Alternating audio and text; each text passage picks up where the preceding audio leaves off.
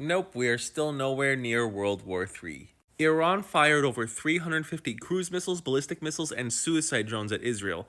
99% of them were taken out. And it wasn't just the Iron Dome that took out Iran's attack. The US, England, France, Saudi Arabia, and Jordan all worked together to take these drones down. And while the world is afraid of what Israel might do, several strong messages were sent to Russia and China. The first one is that China's efforts to bridge Saudi Arabia and Iran together have failed. The second is the fact that the US and their allies can mobilize within hours and take out any threats to their friends. The third is a double-edged sword. It was a direct slap in the face to Ukraine because they needed that kind of protection for over 2 years. But the other side is a little taste for Russia to show them what would happen if NATO decided to actually take them seriously. Which is why Russia's response has been very muted. China has called on relevant parties to exercise maximum calm.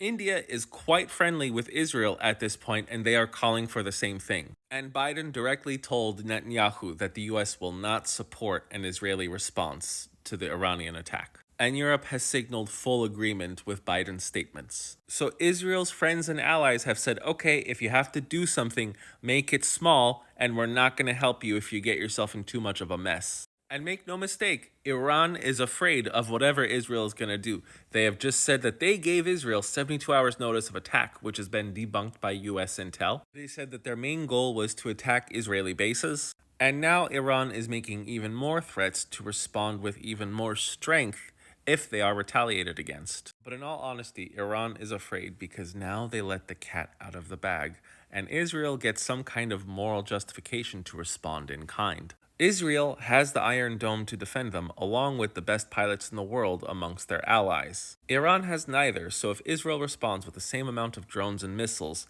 more than half of those are going to hit. But as I've thought about this, I'm going to hazard a guess that Israel will not declare all-out war against Iran. If they do too much damage to Iran, that will destabilize world oil prices. Iran is the world's 7th largest oil producer at 4 million barrels a day. One of the reasons why oil has not skyrocketed just yet is because the world thinks that Israel will give a measured response. But if Israel reacts too disproportionately and starts destroying oil wells and refineries, we will most likely start to see $100 a barrel.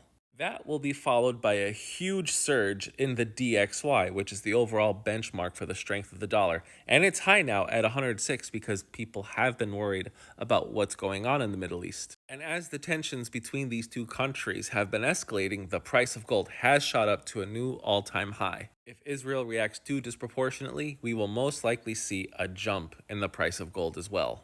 And of course, $100 or more per barrel of oil would make Saudi Arabia and the rest of OPEC very happy, along with our top 5 oil-producing states back home. But I think Israel is going to do something smarter and kill 2 birds with 1 stone. Iran has over 3,000 ballistic missiles. They have thousands of military drones. A lot of them are being supplied to Russia.